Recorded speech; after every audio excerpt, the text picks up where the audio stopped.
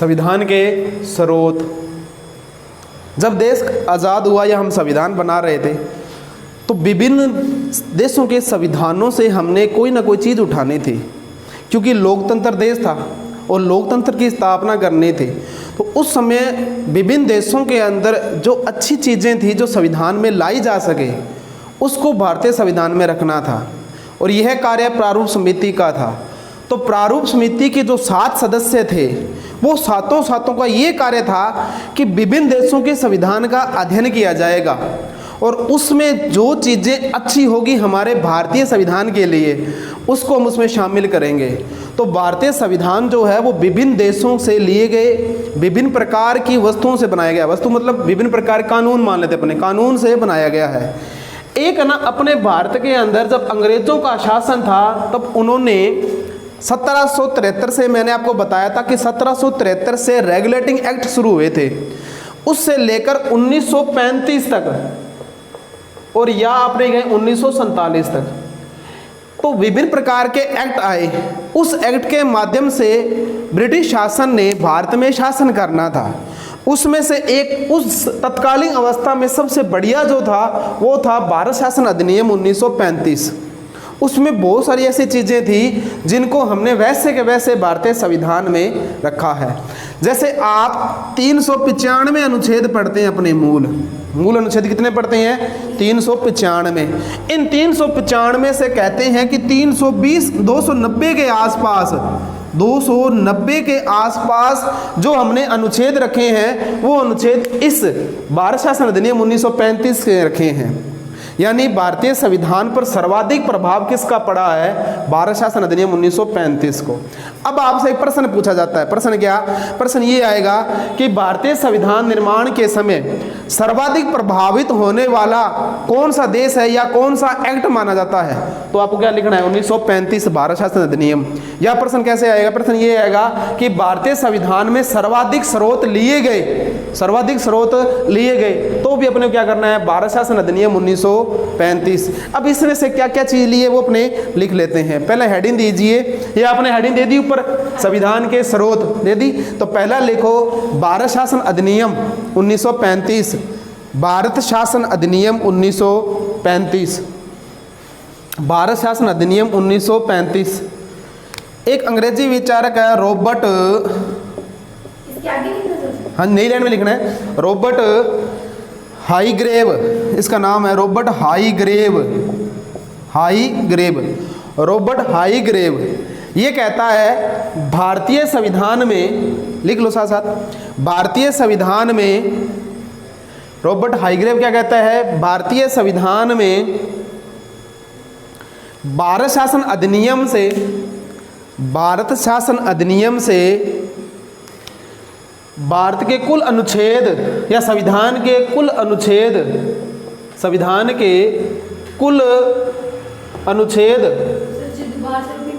दोबारा लाइन क्या? रॉबर्ट हाईग्रेव के अनुसार, ठीक है, भारतीय संविधान के कुल अनुच्छेद 395 में से, अरे ये मैं ना बोल बना के लाइन लिखता हूँ, आप एक बार लाइन पूरी लिख लिया करो, उसके बाद उस लाइन को पहले सर ने बताया था ना कि कैसे शॉर्ट उठानी है, तो जो लाइन है पूरी वो लिख लिया करो एक बार, क्योंकि ये लाइन बनाता हूँ उस समय में, तो कई बार के शब्द उनसे नीचे हो जाते होंगे। ऐसा होगा आपके साथ, ऐसा ही हो रहा होगा, है ना? भारतीय संविधान में भारत शासन अधिनियम से, अच्छा, भारतीय संविधान में भारत शासन अधिनियम 1935 से कुल 290 अनुच्छेद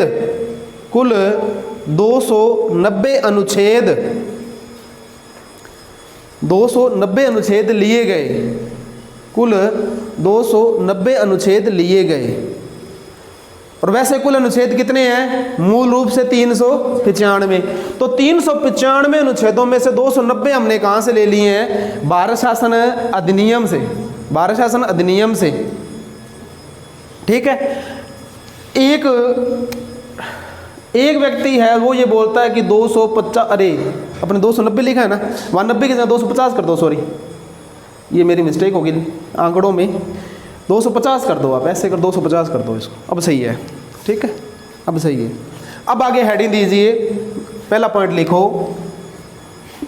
अमेरिका, चलो ब्रिटेन लिख लो पहले, ब्रिटेन ब्रिटेन, अमेरिका नहीं, ब्रिटेन लिख लो, ब्रिटेन, कि ब्रिटेन के संविधान से हमने क्या क्या लिया है। हाँ, ब्रिटेन के संविधान से हमने क्या क्या लिया है। मैंने आपको बताया ना कि भारतीय संविधान जब बनाया जा रहा था तो हमने विभिन्न देशों के संविधानों का अध्ययन किया, तो उसमें हमने ब्रिटेन के संविधान का भी अध्ययन किया। तो ऐसी कौन कौन सी वस्तु, ऐसे कौन कौन से कानून हैं, ऐसी कौन कौन सी शक्तियां हैं जो हमने कहाँ से उठाई है, ब्रिटेन से उठाई है। तो ब्रिटेन से हमने जो पहले उठाई है वो है, नंबर 1 है विधि का शासन, विधि का शासन, विधि का शासन, विधि का शासन। क्या होता है विधि का शासन? भारत में शासन किसका है? अब आपसे मैं ये प्रश्न पूछ लूं, भारत में शासन किसका है? प्रधानमंत्री का है, राष्ट्रपति का है, जनता का है, या संविधान का है? तो शासन किसका है भारत के अंदर? अपने क्या बोलते हैं, ज्यादातर अमूमन क्या बोलते हैं कि प्रधानमंत्री का शासन है या राष्ट्रपति का शासन है। नहीं है, हमारे देश में शासन किसका है? शासन कौन कर रहा है हमारे देश में? संविधान कर रहा है। शासन कौन कर रहा है? संविधान कर रहा है। क्योंकि प्रधानमंत्री किसके अकॉर्डिंग बनता है? ऐसे कहाँ नियम लिखे हैं जिसमें प्रधानमंत्री बनेगा और ऐसे कहाँ नियम बने जिसमें राष्ट्रपति बनेगा? तो वो संविधान के अंदर लिखा है और इसी संविधान को हम एक रूप देते हैं विधि। तो भारत में कानून का शासन है। अच्छा, प्रश्न आएगा भारत में शासन व्यवस्था है, सॉरी भारत में शासन है, तो ये नाम आएगा, देखना, एक तो आएगा विधि, विधि के ब्रैकेट में कानून, फिर नीचे आएगा संसद, राष्ट्रपति या प्रधानमंत्री। तो ज्यादातर हम क्या करते हैं? संसद करते हैं, ज्यादातर हम कर देंगे संसद, क्योंकि जब अपने संसद पढ़ेंगे ना तो संसद का इतने चर्चा हो जाएगी कि हमें ये लगेगा कि संसद ही शासन करती है। या फिर हम प्रधानमंत्री को, जैसे वर्तमान में प्रधानमंत्री जो है नरेंद्र मोदी, ये अपने आप को इतने ताकतवर दिखा चुके हैं कि हमें ये लगता है कि शासन करने व्यवस्था सारी प्रधानमंत्री के पास है, जबकि प्रधानमंत्री के पास कानून है ना, जो कानून के द्वारा ही प्रधानमंत्री कार्य करता है। तो हमारे देश में शासन कौन करता है? विधि का शासन है। प्रशासन, शासन किसके अधीन आ रही है? विधि, कानून के अधीन आ रही है। तो आपको ये याद रखना है, शासन किसका है हमारे देश में? कानून का है। शासन किसका है? कानून का है। लिख लो। नंबर 2 लिखना संसदीय व्यवस्था। नंबर 2 लिखो इसके अंदर, पहला लिखो विधि, विधि का शासन, 2 नंबर पॉइंट लिखो संसदीय व्यवस्था। नंबर 2 पॉइंट लिखो संसदीय व्यवस्था। ये भी हमने कहाँ से ली है? ब्रिटेन के अंदर। संसदीय व्यवस्था में कितने सदन होते हैं? कितने सदन है? 2 सदन है, एक है लोकसभा और दूसरी राज्यसभा। राज्यसभा सदन कितने हैं? 2। और अंग इसके कितने हैं? अंग हो जाएंगे इसके 3, तीसरा आ जाएगा राष्ट्रपति। इसमें भी अंतर है, ध्यान रखना, इसमें भी अंतर है, सदन में और अंग में अंतर है। अब ये सदन नहीं है राष्ट्रपति, लेकिन इसका एक अंग है। इस पे अपने संसद में चर्चा करेंगे जब अपने संसद करवाएंगे उसमें, ठीक है। नंबर 2 हो गए। नंबर 3 लिखो संसदीय विशेष अधिकार। नंबर 3 लिखना संसदीय विशेष अधिकार। विशेष अधिकार, इसको अपने बाद में खूब चर्चा करेंगे। अब यहां से ना सीधे सीधे सिंपल प्रश्न आते हैं। जैसे ब्रिटेन से बहुत सारी चीजें ली गई है, प्रश्न सीधा आएगा। जैसे ये पूछ रहे विधि का शासन भारतीय संविधान में कहां से लिया गया? ब्रिटेन से। आगे आएंगे, जैसे आगे पॉइंट करूंगा मैं, मौलिक अधिकार कहाँ से लिए गए? अमेरिका से। आपातकालीन व्यवस्था कहाँ से ली गई है? संघात्मक व्यवस्था कहाँ से ली गई है? मूल कर्तव्य कहाँ से ली गई? ये सारे ऐसे ऐसे प्रश्न उठाते हैं। जैसे आयरलैंड से क्या लिया गया? नीति निर्देश। तो ये बहुत सारी जो चीजें दे रखी है वैसे वैसे पेपर में प्रश्न उठाता है। सिंपल से प्रश्न है।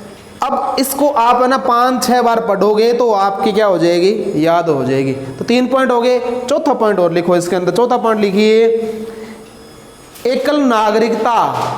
एकल नागरिकता, भारत के अंदर नागरिकता कैसे है भाई?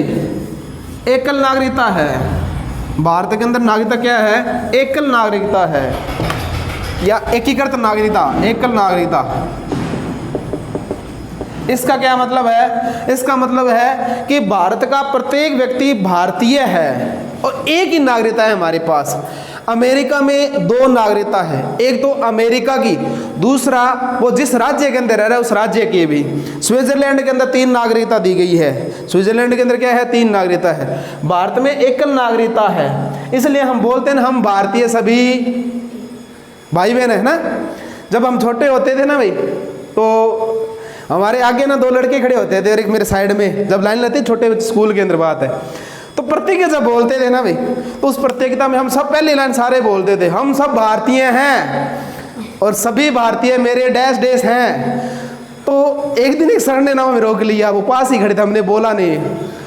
तो सर ने कहा भी दूसरी लाइन क्यों नहीं बोलते भी सब भारतीय भाई बहन है। तो मेरे साथ जो लड़का हो गया था, सर जी जो सारे भारतीय मेरे भाई बहन है, मैं ब्याह किसा कर छू है ना, तो मैं शादी किसके साथ करूंगा। मतलब उसने जवाब अच्छा दिया, टीचर का ये भी ठीक है भाई। तो एकल नागरिकता ये कहाँ पे बोलते हैं अपने, केवल प्रतियोगिताओं जो थे कक्षा के अंदर अपने स्कूल में बोलते हैं, उसके अंदर ना कि सभी भारतीय क्या मेरे भाई बहन है। तो एक को छोड़कर, फिर सर ने कहा कि आप ऐसे बोला करो एक को छोड़कर, कहा हाँ ये ठीक है। चलो आगे लिखिए, एकल नागरिकता, ठीक है। एकल न्यायपालिका, अगला पॉइंट लिखो, एकल न्यायपालिका, एकल न्यायपालिका, एकल न्यायपालिका। इसका मतलब क्या है, भारत में न्याय व्यवस्था एकीकृत है। कैसी है, एकीकृत, अर्थात सबसे ऊपर है सुप्रीम कोर्ट, फिर राज्यों की हाई कोर्ट, फिर जिला न्यायाधीश, फिर उपखंड न्यायाधीश और फिर ग्राम न्यायालय। ठीक है, ये एकीकृत व्यवस्था है, ये एक दूसरे से जुड़े हुए हैं। सुप्रीम कोर्ट जो है इन सभी न्यायालयों को कंट्रोल कर सकती है या करती भी है। ठीक है, जैसे मान लो लोकल के कोई केस होते हैं, गांव के अगर कोई केस आ गया तो हम कोशिश करते हैं ग्राम न्यायालय में संतुष्टि कर लें। अगर यहाँ में संतुष्ट नहीं होती तो हम कहाँ चले जाते हैं, उपखंड स्तर पर, तहसील स्तर पर, जहाँ एसडीएम बैठता है वहाँ चले जाते हैं। वहाँ भी अपने को ये लगता है कि अपना जो केस है वो सही नहीं, सुनवाई नहीं हुई और हमें न्याय सही नहीं मिला है, तो हम कहाँ चले जाते हैं, जिले के अंदर। यहाँ भी अपने को लगता है कि हमारा जो केस जो था उसको वाजिब हमारा निर्णय नहीं दिया गया और जो हमारा न्याय बनता था हमें न्याय नहीं मिला है, तो हम कहाँ चले जाएंगे, हाई कोर्ट, और हाई कोर्ट से कहाँ चले जाते हैं, सुप्रीम कोर्ट। तो भारत के अंदर न्याय की व्यवस्था कैसी है, एकीकृत न्याय व्यवस्था है। ये सारे एक दूसरे से जुड़े हुए हैं और एक दूसरे को कंट्रोल करते हैं। ग्राम न्यायालय, उप न्यायालय, जिला, जिला से हाई कोर्ट, हाई कोर्ट से सुप्रीम कोर्ट, ये एक दूसरे पर क्या अधिपति रहते हैं। इसलिए कहा जाता है कि भारत की समस्त न्यायालय सुप्रीम कोर्ट के अधीनस्थ न्यायालय हैं। भारत की समस्त न्यायालय सुप्रीम कोर्ट की क्या है, अधीनस्थ है, मतलब सुप्रीम कोर्ट के अधीन है सारी। तो ये व्यवस्था कौन सी हो जाएगी, एकल न्यायपालिका। उसके बाद अगला पॉइंट आता है एकल नौकरशाही, एकल नौकरशाही या एकीकृत नौकरशाही। भारत की जो नौकरशाही है वो कैसी है, एकीकृत है, क्योंकि सर्वोच्च पद जो होते हैं ना भाई, जो भारत के सर्वोच्च पद हैं या किसी राज्य का जो सर्वोच्च पद होता है उसकी नियुक्ति वगैरह कौन कर रहा है, भारत सरकार कर रही है। जैसे कलेक्टर होता है, एक जिले का सर्वोच्च अधिकारी कौन होता है, कलेक्टर होता है, उसकी नियुक्ति वगैरह, उसका चयन वगैरह प्रतियोगिता के माध्यम से कौन करवा रहा है, भारत सरकार करवा रही है। तो नौकरशाही भी एकीकृत है। वो व्यवस्था हमने कहाँ से ली है, ब्रिटेन से।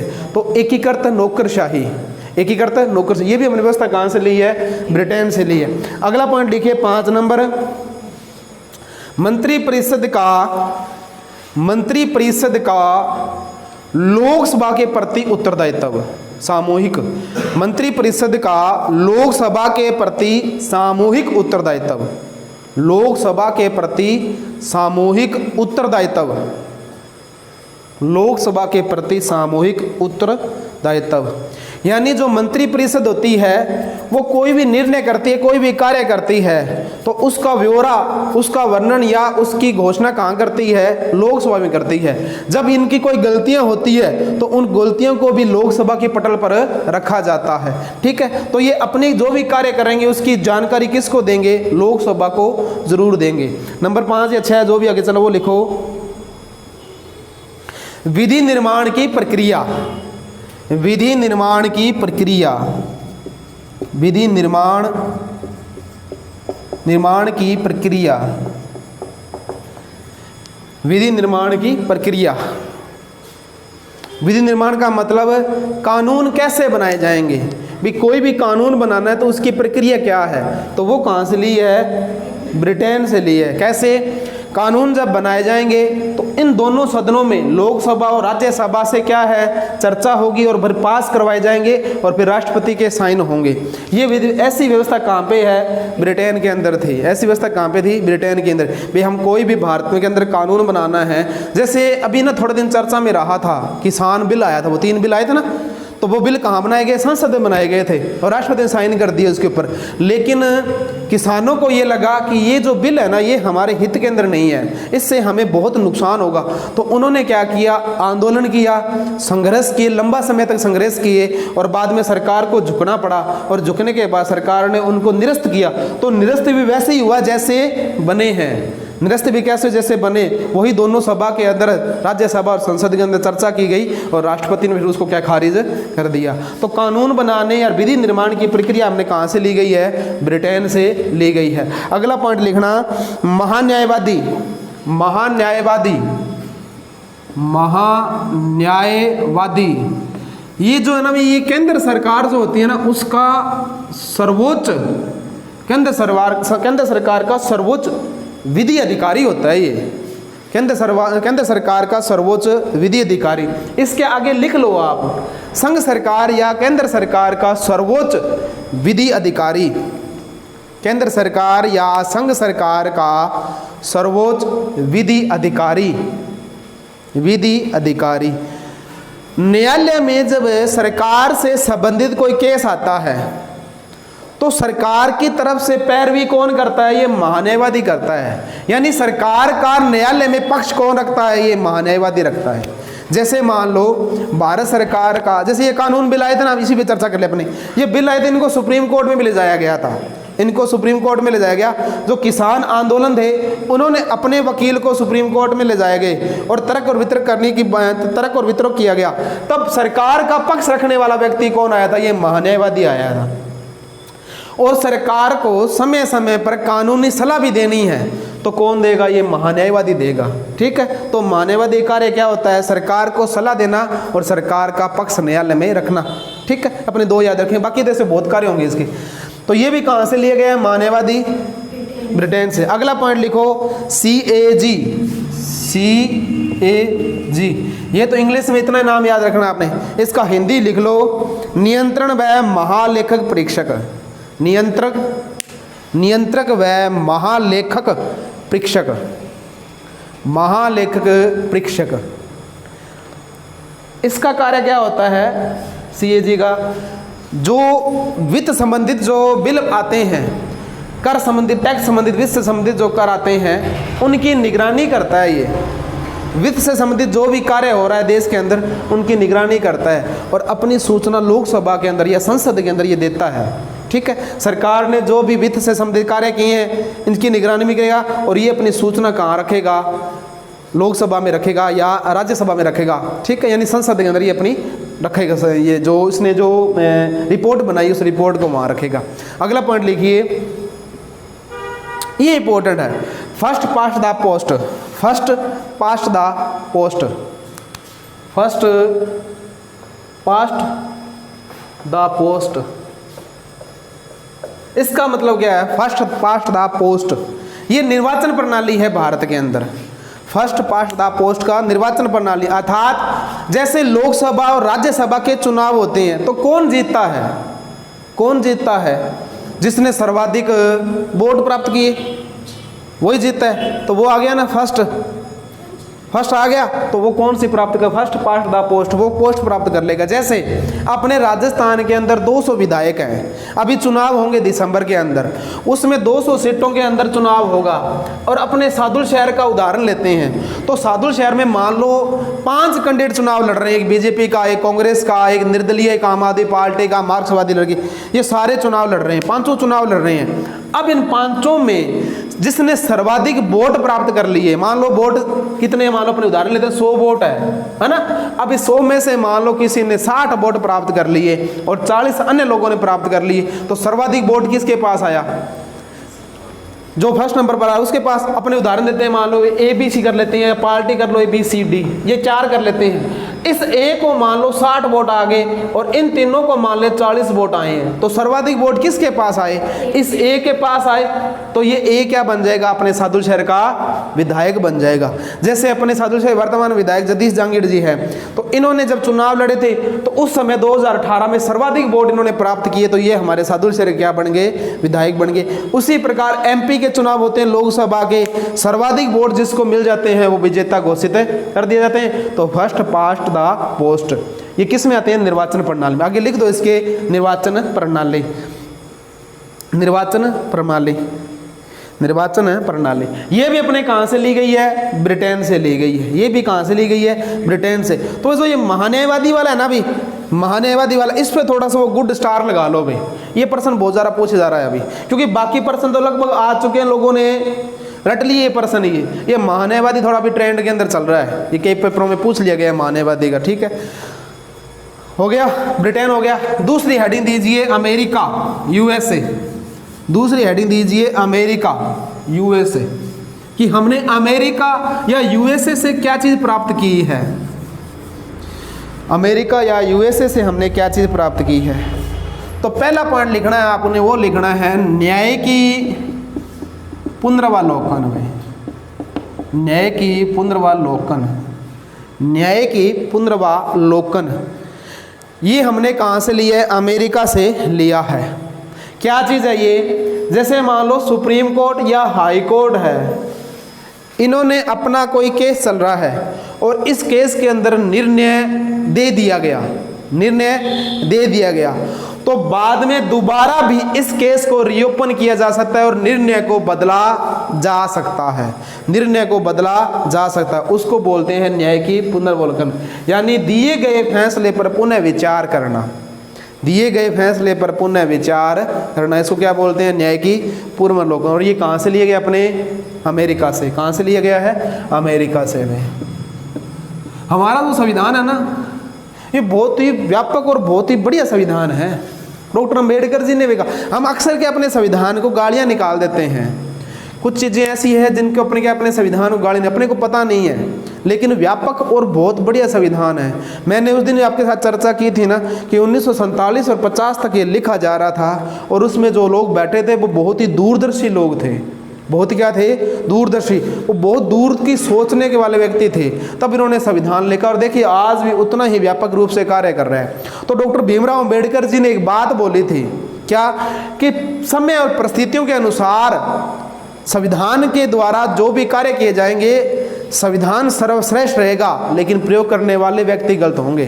तो अम्बेडकर जी कहते हैं कि संविधान कभी भी गलत नहीं होगा हमारा भारत का, उसको प्रयोग करने वाले व्यक्ति गलत हो सकते हैं, लेकिन संविधान कभी गलत नहीं है। तो भारतीय संविधान बहुत ही व्यापक है। देखिए न्याय की पुनर्वालोकन एक बहुत बड़ी चीज़ है। सुप्रीम कोर्ट, हाई कोर्ट ने कोई फैसला दे दिया, तो यहाँ पे बैठने वाले तो मनुष्य ही हैं, और ये मनुष्य किसके अनुसार फैसला करते हैं? अपने विवेक के अनुसार फैसला नहीं कर सकते। ये तो करते हैं जो इनके पास सबूत आते हैं, कागज आते हैं, उनके अनुसार निर्णय करते हैं। ये तो सबूत और कागज में हेर फेर भी तो हो सकती है। तब इन्होंने क्या कहा कि अगर हेर फेरी ऐसी हो भी जाती है, मान लो हमसे मानवीय भूल के द्वारा गलत निर्णय दिया भी जाता है, तो केस को रीओपन भी हो सकता है, और रीओपन होने के बाद दोबारा उसकी जांच भी हो सकती है। दोबारा जांच होने के बाद उस केस के निर्णय को बदला भी जा सकता है। मान लो यहाँ अगर लोकतंत्र नहीं है और तानाशाही है या राजतंत्र है, तो फिर क्या? फिर तो जो निर्णय दे दिया सो दे दिया। एक आता है अपने ना प्राचीन समय में मत्स्य न्याय चलता था। मत्स्य न्याय वो क्या था? वो था बड़ी मछली छोटी मछली खाएगा, यानी जो ताकतवर होगा वो राज करेगा, और जो ताकतवर होगा वही जी सकता है, उसको बोलते हैं मत्स्य न्याय। अगर आज के टाइम में मत्स्य न्याय हो जाए तो गरीब आदमी जी सकता है क्या? नहीं जी सकता। फिर तो जिनके पास पैसा है, धन्य लोग हैं, वही जी सकते हैं, है ना। एक है ना पंजाबी में और बागड़ी में कहावत भी है, पंजाबी में कहावत है ना एक, वो कि जिसके घर में दाने हो उसके कमले भी शाने होते हैं ना। मतलब क्या है कि जिसके पास पैसा हो ना, उसकी गलतियां भी क्या है? सही हो जाती है ना। तो उसको बोलते हैं मत्स्य न्याय। ठीक है, अगला पॉइंट लिखिए, मौलिक अधिकार। नंबर 2 पॉइंट लिखना, मौलिक अधिकार। मौलिक अधिकार, मौलिक अधिकार या मूल अधिकार, या मूल अधिकार, मूल अधिकार। देखो वैसे तो है ना, मूल अधिकारों का जो जन्म जो हुआ वो है ब्रिटेन के अंदर या इंग्लैंड के अंदर। ठीक है, मूल अधिकारों का जन्म कहाँ हुआ है? ब्रिटेन के अंदर। मौलिक अधिकारों की जननी किसे कहा जाता है? ब्रिटेन को कहा जाता है। लेकिन भारत ने ब्रिटेन से नहीं लिए मौलिक अधिकार, भारत ने ये कहाँ से लिए हैं? अमेरिका से लिए हैं, क्योंकि यहाँ मौलिक अधिकार लोकतंत्र रूप में थोड़े से व्यापक हैं। व्यापक मतलब थोड़े विस्तारित हैं। तब भारत ने मौलिक अधिकार कहाँ से उठा लिया? अमेरिका से। जब अपने मूल अधिकार करेंगे तब इस पर अपने खूब चर्चा करेंगे। तो लिख दो इसमें, मौलिक अधिकार हमने कहाँ से लिए हैं? अमेरिका से लिए हैं। नंबर 3 पॉइंट लिखना, उपराष्ट्रपति का पद, उपराष्ट्रपति का पद। नंबर 3 लिखना, उपराष्ट्रपति का पद। उपराष्ट्रपति का पद हमने कहाँ से लिया है? अमेरिका से। फिर उसके बाद अगला पॉइंट लिखना 4 या 5 नंबर जो भी है, प्रस्तावना या उद्देशिका। भाई प्रस्तावना या उद्देशिका, उद्देशिका ये भी अपने कहाँ से लिया है? अमेरिका से लिया है। प्रस्तावना बोलते हैं हम भारत के लोग भारत को एक संपूर्ण प्रभु संपन्न देश, है ना, ऐसा बोलते हैं ना अपने। उसी प्रकार ब्रिटेन अमेरिका के अंदर ये बोलता है कि हम अमेरिकी लोग अमेरिका को एक, यानी सबसे पहले प्रस्तावना की चर्चा कहाँ हुई है? अमेरिका में हुई है। एक आगे अपने लिखेंगे ऑस्ट्रेलिया।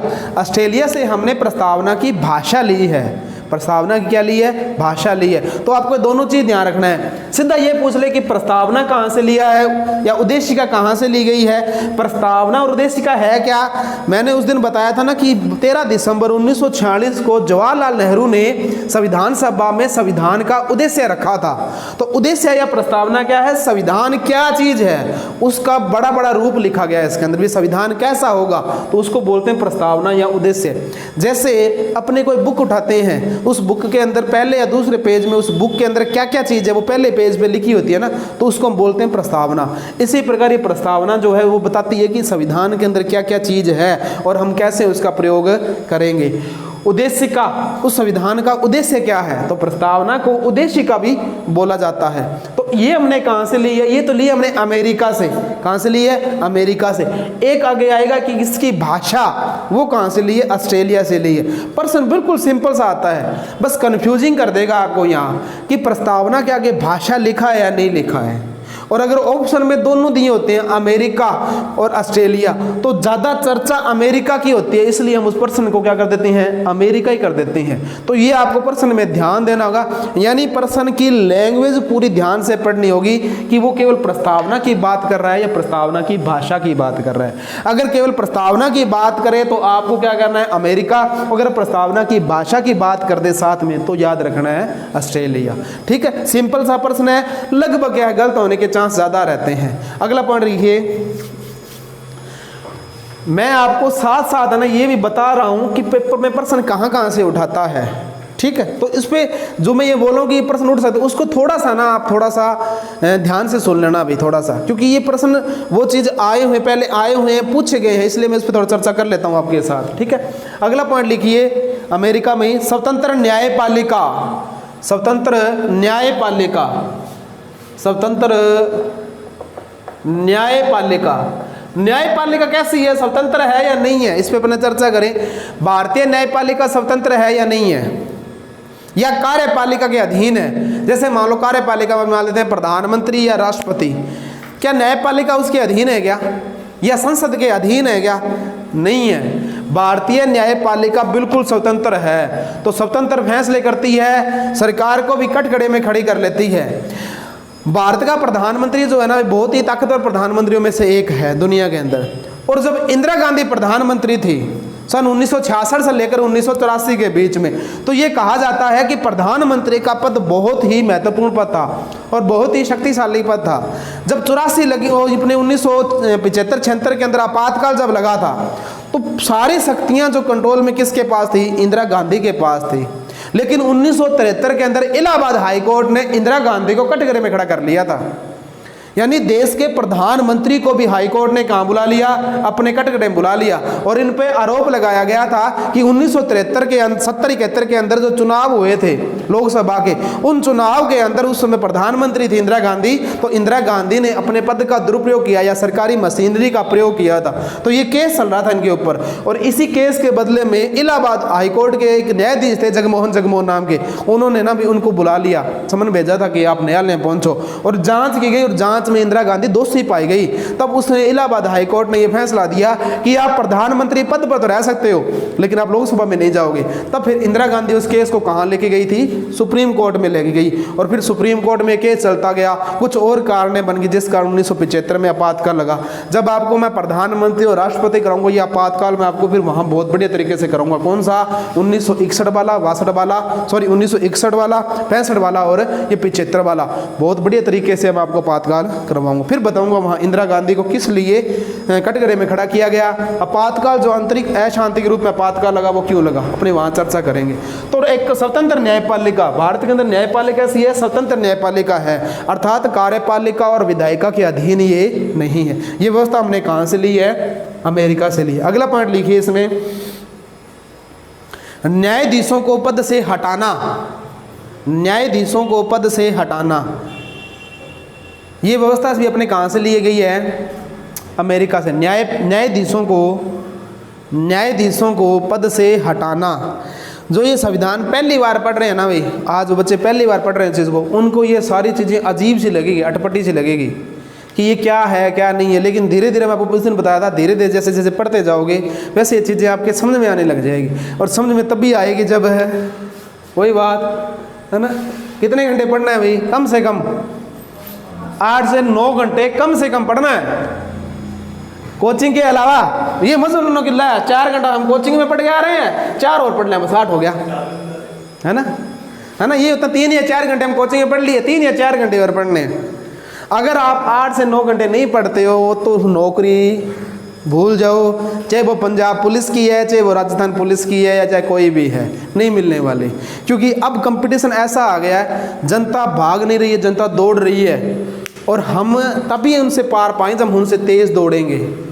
मैंने एक दिन पहले बताया था ना कि जो मान लो पिछली बार जो पेपर दे के बच्चे आए हैं, चाहे वो पंजाब पुलिस का किसी का है, वो बच्चे अगर थोड़े नंबरों से रहे हैं, 5, 4, 3, 2 नंबरों से रहे हैं, और आप बिल्कुल नहीं हैं, तो आपका कंपटीशन उनके लोगों के साथ है। तो सोच चलिए कि वो लोग आपसे आगे हैं, पहले आगे ना आपसे, वो अब उनके साथ आपकी बराबरी करनी है, उनके साथ बराबरी करनी है। तो इसका मतलब क्या है? आपको उनसे ज़्यादा पढ़ना है। तो ज़्यादा तभी पढ़ोगे जब आप ही टाइम दोगे। ये तो है नहीं कि ऐसी कोई चीज़ है जो बचपन में हमें भी, ये हमारे जो गुरुजन थे वो डायलॉग मारते थे कि हमारे पास ऐसी कोई ताकत नहीं हम आपको घोल के पिला दें, और हमारे पास भी ऐसी कोई ताकत नहीं कि हम आपको घोल के पिला दें। या ऐसा है नहीं कि रजिस्टर जो है वो पानी में घोल और पी लो, याद हो जाएंगे ना। इतने बुद्धि लब्धि वाले हम लोग हैं नहीं, है ना। हमारी IQ जो है वो मीडियम है, औसत IQ है 90 से लेकर 110 के बीच में है ना।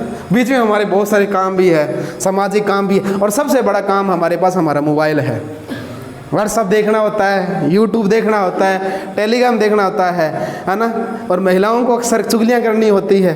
अगर कोई शादीशुदा है तो वो चुगलियाँ के सास ससुर की चुगलियाँ करनी होती है, तो टाइम निकालना पड़ता है। तो इसके लिए एक बार सब कुछ छोड़ना पड़ेगा और इस पे ध्यान देना पड़ेगा, ठीक है। माहौल थोड़ा सा इसकी तरफ कर लो आप। 8 से 9 घंटे पढ़ना स्टार्ट कर दो, बहुत बढ़िया तरीके से पढ़ोगे, बहुत अच्छा करके जाओगे। ये भी देखना, क्योंकि जितना आपने पढ़ा है ना उतना आपको वापस मिलेगा। बाड़मेर के एक लेक्चरर है, कॉलेज लेक्चरर है गणपत सिंह जी, उनका यूट्यूब चैनल भी है, ऐप भी है। वो हमेशा एक बात बोलते हैं गणपत सिंह जी, क्या बोलते हैं कि माँ सरस्वती अपना कर्ज कभी भी अपने ऊपर नहीं रखती। आपने जितनी तैयारी की है, आपने जितना पढ़ा है, माँ सरस्वती आपको उतना वापस देगी। तो अगर आप 8 या 9 घंटे पढ़ते हो तो मैं गारंटी देता हूँ माँ सरस्वती आपको ये इतना समय दिया हुआ वापस देगी। हमने मत्था मारा तो आप लोगों को पढ़ाने लगे। हमने ये मत्था ये मारा हुआ है, हम तब कह रहे हैं। मैंने आपको 12-13 घंटे कहा है क्या? नहीं कहा, क्योंकि मैं खुद नहीं पढ़ पाया 12-13 घंटे, इसलिए नहीं कहा। मैं आप इतने पढ़ पाया 8-9 घंटे, इसलिए मैंने 8-9 घंटे का बोला है। अगर मैं 12-13 घंटा पढ़ पाता तो मैं 12 या 13 घंटे का बोलता, ठीक है। आगे लिखिए, अमेरिका कंप्लीट हो गया, उसके बाद लिखो कनाडा। तीसरा पॉइंट लिखिए कनाडा। तीसरा क्या लिखना है भाई? कनाडा। और आप स्कूली शिक्षा में कैसे थे? होशियार थे, कमज़ोर थे, इसको भूल जाओ कि स्कूली शिक्षा में तो हम होशियार रह गए हैं, अब तो नौकरी लाग ही जाएगा, है ना। या स्कूली शिक्षा में हम कमज़ोर नहीं हैं, हम नौकरी नहीं लग सकते, भूल जाना। कंपटीशन और स्कूली शिक्षा का बहुत अंतर है, बहुत ज़्यादा अंतर है। अगला पॉइंट लिखिए कनाडा, कि हमने कनाडा से क्या क्या चीज़ ली है। नंबर 1 लिखना, कनाडा से हमने पहली जो चीज़ ली है वो है संघात्मक व्यवस्था। संघात्मक व्यवस्था, संघात्मक व्यवस्था, संघात्मक व्यवस्था। संघात्मक व्यवस्था मतलब एक संघ होगा और उसके अंदर विभिन्न राज्य होंगे। ये हमने व्यवस्था कहाँ से ली है? कनाडा से ली है। नंबर 2 पॉइंट लिखना, शक्तिशाली केंद्र या सशक्त केंद्र, तो आप लिख लो शक्तिशाली, शक्तिशाली केंद्र या सशक्त केंद्र। तो सारी शक्तियां या ज़्यादातर शक्तियां किसके पास है? केंद्र सरकार के पास या संघ सरकार के पास है। तो ये हमने कहाँ से ली है? ये व्यवस्था हमने कहाँ से ली है? कनाडा से। यानी राज्यों से ज़्यादा शक्तियाँ किसके पास है? केंद्र के पास है। तो ये व्यवस्था हमने कहाँ से ली है? कनाडा से ली। नंबर 3 पॉइंट लिखना है इसमें, अवशिष्ट शक्तियों का सिद्धांत, अवशिष्ट शक्तियों का सिद्धांत, शक्तियों का सिद्धांत। अवशिष्ट शक्तियाँ आगे न अपने चर्चा करेंगे। मुख्य रूप से ना 3 भागों में शक्तियां बांट दी गई है, ठीक है। कौन कौन सा? एक तो आएगी संघ शक्ति, एक आएगी राज्य शक्ति, एक आएगी समवर्ती शक्ति। ये 3 ऐसे शक्तियां आएगी। इसके अलावा चौथी वो शक्तियां आती हैं जो इन तीनों में नहीं होंगी, उसको बोलोगे अवशिष्ट। तो ये अवशिष्ट शक्तियां हमने किन को दे रखी है, इस पर अपने चर्चा करते हैं। संघ शक्ति का मतलब है ऐसे विषय जिस पर कानून कौन बनाएगा? संघ सरकार बनाएगी, यानी केंद्र सरकार कानून बनाएगी। ऐसे विषय जिस पे कानून कौन बनाएगा? केंद्र सरकार। जैसे बैंक है या अपने कहें बैंक, वित्त, रक्षा, रेलगाड़ी, ये विषय जो है, ये विषय किसके पास है? संघ शक्ति है। दूसरी है राज्य शक्ति, ऐसे विषय जिसमें कानून कौन बनाएगी? राज्य सरकार बनाएगी। ऐसे विषय जिसमें कानून कौन बनाए? राज्य सरकार बनाए, उनको बोलते हैं राज्य शक्ति का विषय। तीसरा आता है संवर्ती सूची, ऐसे विषय जिन पे दोनों मिलकर कानून बनाएगी, संघ और राज्य, संघ और राज्य दोनों मिलकर कानून बनाएंगे। और अगर दोनों कानूनों के अंदर विवाद पैदा होता है, संघर्ष पैदा होगा, तो समवर्ती सूची में जब संघर्ष पैदा हो गया दो किसी विषय पर, तो केंद्र का जो निर्णय है वो अंतिम होगा, केंद्र का निर्णय अंतिम होगा।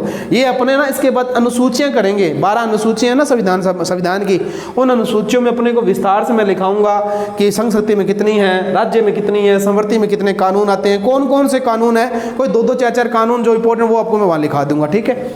उसके बाद ऐसी शक्तियां जो इन तीनों में नहीं हैं उनको बोला गया अवशिष्ट शक्तियां। उनको क्या बोला गया? अवशिष्ट शक्तियां।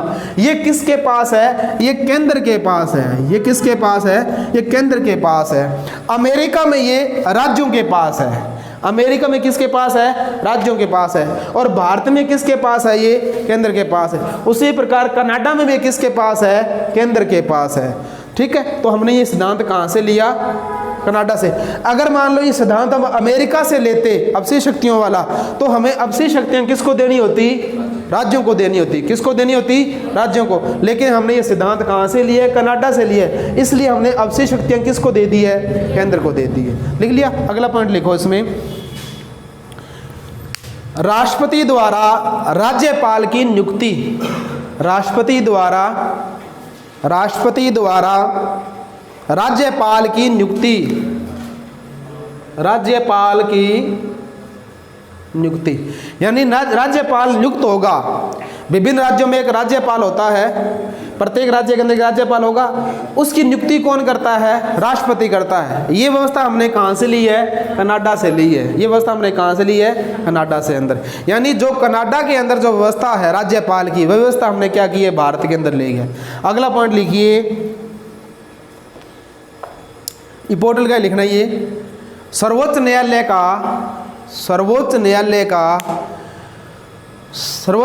का परामर्श या सलाहकार की शक्ति। परामर्श या सलाहकार की शक्ति। सर्वोच्च न्यायालय की परामर्श या सलाहकार की शक्ति। इसके ब्रैकेट में अनुच्छेद लिखो, अनुच्छेद 143। इसके ब्रैकेट में अनुच्छेद क्या लिखोगे? 143। अनुच्छेद कौन सा आ जाएगा? 143। अनुच्छेद 143। अर्थात राष्ट्रपति है ना भी, राष्ट्रपति समय समय पर सुप्रीम कोर्ट से परामर्श मांगता है, परामर्श का मतलब है विचार या सलाह मांगता है, तो ये व्यवस्था हमने कहाँ से ली है? कनाडा से ली है। अब इस प्रश्न के आगे ना आप गुड स्टार लगा लेना, क्योंकि ये प्रश्न अब ट्रेंड के अंदर है। ये प्रश्न कैसा आता है? ऐसा आता है कि राष्ट्रपति की परामर्श शक्तियाँ, जो राष्ट्रपति की परामर्श शक्तियाँ सुप्रीम कोर्ट से संबंधित है, ये भारतीय संविधान में कहाँ से ली गई है? कौन से अनुच्छेद में ली गई है? तो अनुच्छेद 143, ठीक है। और ये कहाँ से ली गई? हमने ये कनाडा से ली है। कहाँ से ली है? ये कनाडा से। परामर्श शक्ति कनाडा से ली है। ये साहित्यिक प्रश्न आया था पिछले बार पंजाब के अंदर कोई एग्जाम में, एक प्रश्न आया हुआ है, पता नहीं मास्टर कैडर में आया, पता नहीं पंजाब पुलिस के अंदर ये प्रश्न आया हुआ है। मैंने अभी देखा था 1-2 दिन पहले ये प्रश्न आया था, ठीक है। और ये राजस्थान में तो ट्रेंड में है ही है, लगभग हर 1-2 पेपर को छोड़कर ये प्रश्न पूछा जा रहा है। तो ये व्यवस्था हमने कहाँ से ली है? कनाडा से। तो कितने देश को हमने संविधान कर लिए या कितने देश को हमने पढ़ लिया जो जो व्यवस्था हमारे देश के अंदर लाई गई है? 3। अब चौथा लिखिए आयरलैंड, आयरलैंड या आइसलैंड, आयरलैंड या आइसलैंड। बर्फ बहुत ज़्यादा है इसलिए इसको आइसलैंड भी बोल देते हैं, आयरलैंड, ठीक है। पहला पॉइंट है ना, 3 कर लिए ना। चौथा आयरलैंड, आयरलैंड या आइसलैंड। इसमें नंबर 1 लिख लो, नीति निर्देश तत्व। ये इंपॉर्टेंट है, नीति निर्देशक तत्व, नीति निर्देशक तत्व। ये हमने कहाँ से लिया है? आयरलैंड से। और आयरलैंड ने ये 1935 में स्पेन से ग्रहण किया था भाई। किस से ग्रहण किया था? स्पेन से। यानी आयरलैंड के भी खुद नहीं है, नीति निर्देशक जो है ना भी, ये आयरलैंड की खुद नहीं, आयरलैंड ने किस से लिया? ये स्पेन से लिया है, ठीक है। नंबर 1 हो गया। नंबर 2 पॉइंट लिखा, राज्यसभा में मनोनीत सदस्यों का प्रावधान, राज्यसभा में मनोनीत